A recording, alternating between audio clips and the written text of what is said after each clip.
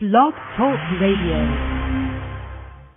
At work, I saw a person put into a position that they really didn't need to be in. I mean, they really were having pressure put on them by a higher up in the company, and they didn't know what to do with it, and I did.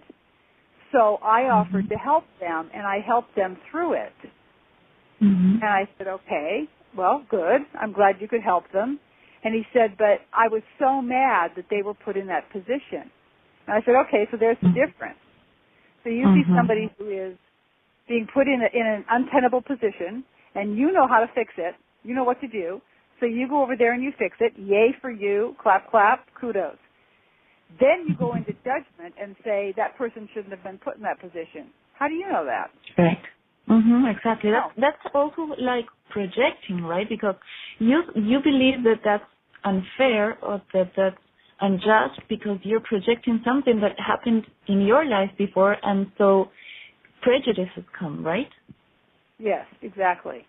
And you don't, and we can go in, to people talk about, well, maybe it was a contract in this life, maybe it was a past life, maybe it was a parallel life. It was okay, all those things are great. But there's a lot of people who don't believe in reincarnation, and there's a lot of people who don't believe in past lives or parallel lives, and there's a lot of people who don't believe in a lot of the things that you and I talk about on a day-to-day basis with ease. If you simply have your standard mass consciousness mind and you believe that this is the only life you've lived, et cetera, et cetera, et cetera, it doesn't make any difference. You still don't know why that thing is being acted out between those other people the way it's being acted out. You've made a judgment based upon your belief system, which is a belief system you've been handed. Most people don't have belief systems they've created for themselves. Most people have belief systems other people have given them and said, here, believe this. I say it's true. And you use that to judge the other person or people. Right.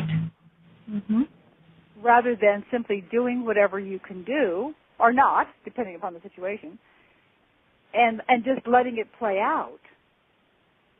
It is not up to us. We're not responsible for making judgment about what a person is doing. And this is where we step out of being able to stay in peace.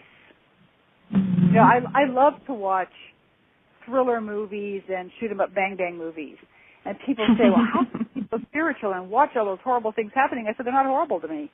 I'm watching a movie.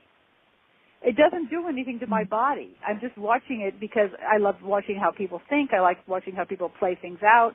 I love watching good story writing. I love good writing.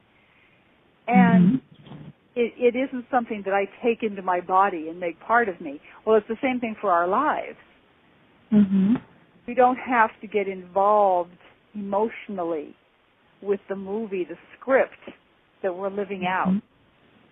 What we can do is decide how we want to live it, how we want to feel it, how we truly want it. And we're only responsible. Because it also has to do with being able to not get inside the movie, right?